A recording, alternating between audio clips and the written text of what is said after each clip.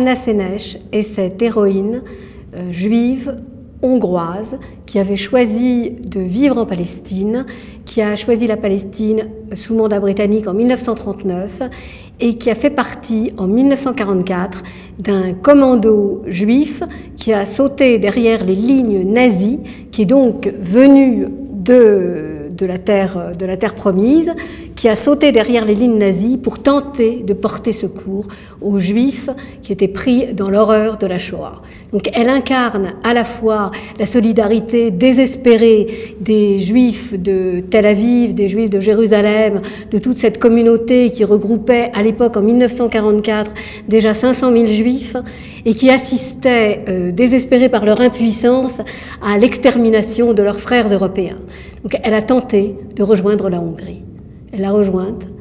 elle a été capturée, elle a été torturée, elle n'a rien dit sous la torture et elle est morte en résistante et en portant l'espoir d'un destin juif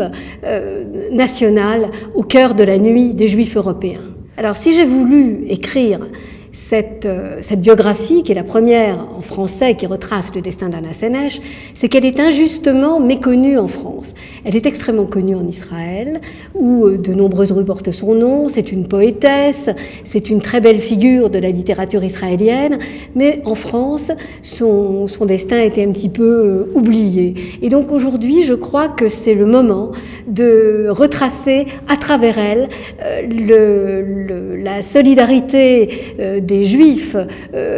d'Israël vis-à-vis de leurs frères de la Shoah et de retracer cette figure de femme à la fois une intellectuelle, une résistante, une pionnière parce qu'elle a vécu les débuts d'un kibboutz près de Césarée, d'Otiam, et d'essayer de comprendre comment une rébellion solitaire peut défier l'horreur et la barbarie. Alors si les poèmes d'Anna Senesh sont inconnus en français, ils sont extrêmement répétés, lus, appris, chantés en hébreu. On les a adaptés en musique et maintenant ils font partie de la culture nationale. Alors aujourd'hui, je crois que ce livre a toute sa raison d'être parce qu'à la lumière des événements actuels, on peut lire un destin qui résume la nuit